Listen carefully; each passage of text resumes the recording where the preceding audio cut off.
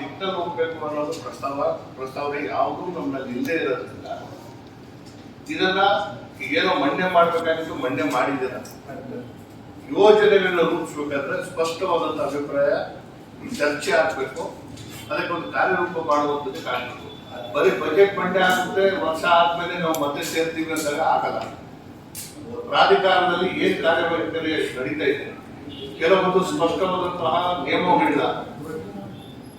ನಾನು ಈಗಾಗಲೇ ಹೇಳಿದೆ, FIR ನ ಪರಿಷ್ಕರಣೆ ಮಾಡುವಂತ ಪ್ರಸ್ತಾವನೆ ನಮ್ಮಲ್ಲಿ ಏನಿದೆ, ನಲ್ಲಿ ಇರುವಂತಹ ಯೋಜನೆ ನಮ್ಮ ಏನು ಸಮಸ್ಯೆಗಳಿದೆ ಅದನ್ನ ಬಗೆಹರಿಸಲು ಏನು ನಾವು ನಮ್ಮ ಪ್ರಸ್ತಾವನೆ ಇದೆ, ಅಥವಾ ನಮಗೆ ಪ್ರಾಧಿಕಾರದಲ್ಲಿ ಬರ್ತಾ ಇರುವಂತಹ ದಿನನಿತ್ಯ ನಮ್ಮ ಮುಂದೆ ಬರ್ತಾ ಇರುವಂತಹ ಸಮಸ್ಯೆಗಳಿಗೆ ಪರಿಹಾರ ಯಾವ ರೀತಿ ನೀವು ಪ್ರಾಧಿಕಾರದಲ್ಲೇ ಮಂಡ್ಯ ಆಗ್ಬೇಕು ಅಂದಾಗ ಪ್ರಾಧಿಕಾರ ವರ್ಷಕ್ಕೆ ಒಂದು ಮೀಟಿಂಗ್ 2 ಮೀಟಿಂಗ್ ಆಗ್ತಾ ಇದೆ. ಹಾಗಾಗಿ ಇಡೀ ಮೈಸೂರು ಅನಾಥರಿಗಾಗಿ ಇವತ್ತು ಕನ್ಸ್ಟ್ರಕ್ಷನ್ ಎಲ್ಲ ಕಡೆ ನಡೀತಾ ಇದೆ. ವಲಸೆ ಪ್ರದೇಶ ಮಾಡಕ್ಕೆ ನಾವು ಪ್ರಾಧಿಕಾರ ಆಗಂಗಿದ್ರೆ ನಾವು ನೇರವಾಗಿ ಪ್ರಾಧಿಕಾರದ ಮೂಲಕ ಯಾವುದು ಆಗಲೇಬಾರದು ಅಂತಂದ್ರೆ ನಾವೇ ನಿಲ್ತೀವಿ. ಈಗ ನಾವು ಮೈಸೂರು ನಗರಕ್ಕೆ ಕುಡಿಯುವ ನೀರು ತಗೊಂಡ್ ಬರುವಂತದ್ದಕ್ಕೆ 100 ಕೋಟಿ ಅಂತ ಇಲ್ಲಿ ಇಟ್ಟಿದ್ದೀರ. ಯಾವ ಯೋಜನೆ ನಮ್ಮ ಮುಂದೆ ಇದೆ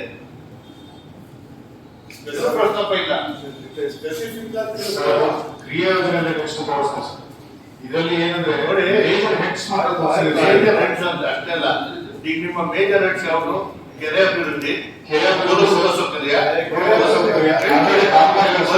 ಗೊಂಚೆ ಅಭಿವೃದ್ಧಿ, ಗೊಂಚೆ ಪ್ರದೇಶದ 27 ನಾನು ಹೇಳೋದು 27 ಲಕ್ಷ ಇಟ್ಟಿದ್ದೀರ.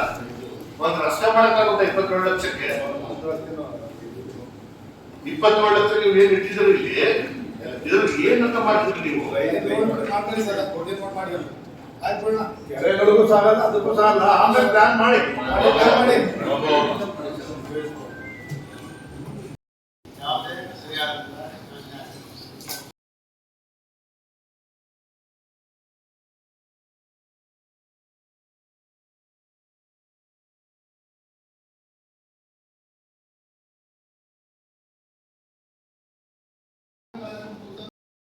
ಬಹಳ ಇಂಪಾರ್ಟೆಂಟ್.